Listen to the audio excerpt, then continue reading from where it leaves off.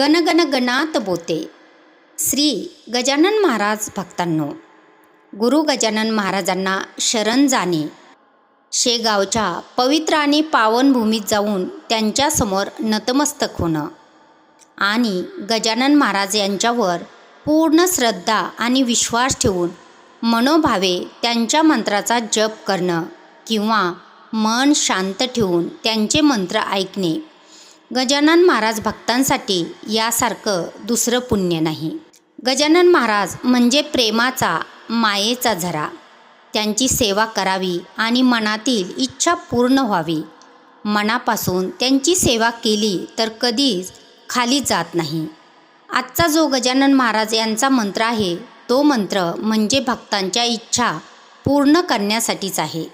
भक्तांची संकट, दुःख दूर करण्यासाठीच आहे. फक्त हा मंत्र मनोभावे जपा किंवा घरामध्ये नुसता लावून ठेवून शांत मनाने ऐका. हा महाराजांचा दिव्य आणि तेजस्वी असा मंत्र आहे. या मंत्रात साक्षात गजानन महाराज यांचा वास आहे.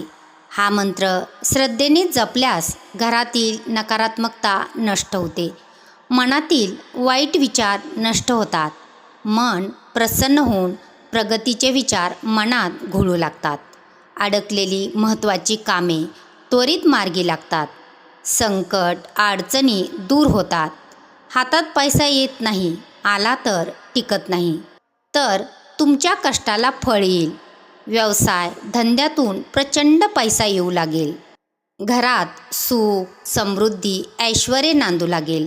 फक्त मनापासून महाराजांना तुमची अडचण सांगा, दुःख सांगा, संकट सांगा आणि मनोभावे रोज नित्यनेमाने या मंत्राचा जप करा. विश्वासाने सांगते, संकल्प सोडल्यापासून 7 दिवसाच्या आत तुम्हाला या मंत्राची प्रचिती येऊ लागेल. अनेक गोष्टी तुमच्या मनासारख्या घडू लागतील. तुमचा विश्वास बसणार नाही अशा अनेक गोष्टी घडताना तुम्हाला जाणवतील. एवढी या मंत्राची प्रचंड शक्ती आहे. पण ही शक्ती तेव्हाच जाणवेल जेव्हा तुम्ही महाराजांसमोर नतमस्तक होऊन त्यांची मंत्रसेवा मनोभावाने कराल. रोज नित्यनेमाने या मंत्राचा जप कराल. पदोपदी महाराजांचे स्मरण कराल तेव्हाच. कारण भक्तीतच खरी शक्ती असते. जेवढी श्रद्धा बळकट तेवढे लवकर फळ मिळते. संत गजानन महाराज भक्त परंपरेतील हा मंत्र असून अनेक भक्तांना या मंत्राची प्रचिती आलेली आहे आणि आजही मोठ्या प्रमाणात महाराजांचा भक्त परंपरेत हा मंत्र जपला जातो. मन शांत ठेवून एकाग्र ठेवून या मंत्राचा जप करायचा आहे. महाराजावर पूर्ण विश्वास आणि श्रद्धा ठेवून जप करायचा आहे. तुमच्या सर्व अडचणी संकट ही महाराजांच्या चरणी अर्पण करून फक्त त्यांचे स्मरण करायचे आहे. आणि बघा, 7 दिवसात तुम्हाला या मंत्राचा चमत्कार दिसायला लागेल. श्री गजानन महाराज भक्तांनो, व्हिडिओ आवडल्यास लाईक करा. चॅनलवरती नवीन असाल तर चॅनलला सबस्क्राईब करा आणि कमेंट बॉक्समध्ये गणगण गणात बोते टाईप करा. चला तर मग गजानन महाराज भक्तांनो, आपणही या दिव्य मंत्राचा जप करूया. ओम श्री गजानन महाराजाय सर्वफलप्रदाय नमः. ओम श्री गजानन महाराजाय सर्वफलप्रदाय नमः. ओम श्री गजानन महाराजाय सर्वफलप्रदाय नमः. ओम श्री गजानन महाराजाय सर्वफलप्रदाय नमः. ओम श्री गजानन महाराजाय सर्वफलप्रदाय नमः. ओम श्री गजानन महाराजाय सर्वफलप्रदाय नमः.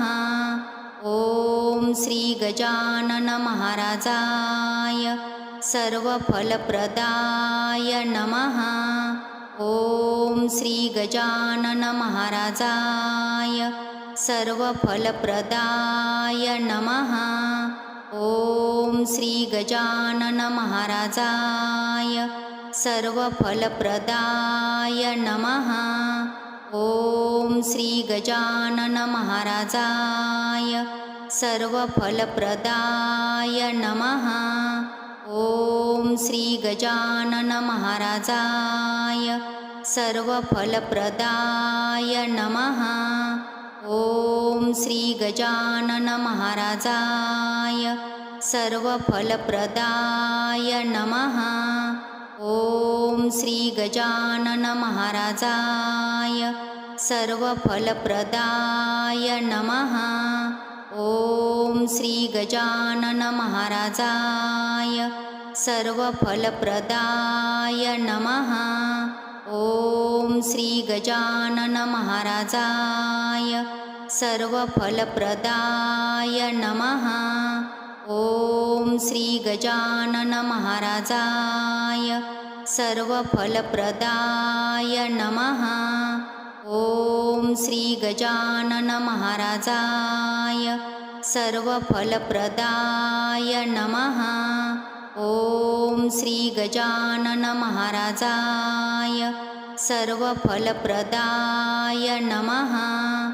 ओम श्री गजानन महाराजाय सर्वफलप्रदाय नमः। ओम श्री गजानन महाराजाय सर्वफलप्रदाय नमः। ओम श्री गजानन महाराजाय सर्वफलप्रदाय नमः। ओम श्री गजानन महाराजाय सर्वफलप्रदाय नमः। ओम श्री गजानन महाराजाय सर्वफलप्रदाय नमः। ओम श्री गजानन महाराजाय सर्वफलप्रदाय नमः। ओम श्री गजानन महाराजाय सर्वफलप्रदाय नमः। ओम श्री गजानन महाराजाय सर्वफलप्रदाय नमः। ओम श्री गजानन महाराजाय सर्वफलप्रदाय नमः। ओम श्री गजानन महाराजाय सर्वफलप्रदाय नमः। ओम श्री गजानन महाराजाय सर्वफलप्रदाय नमः। ओम श्री गजानन महाराजाय सर्वफलप्रदाय नमः। ओम श्री गजानन महाराजाय सर्वफलप्रदाय नमः। ओम श्री गजानन महाराजाय सर्वफलप्रदाय नमः। ओम श्री गजानन महाराजाय सर्वफलप्रदाय नमः।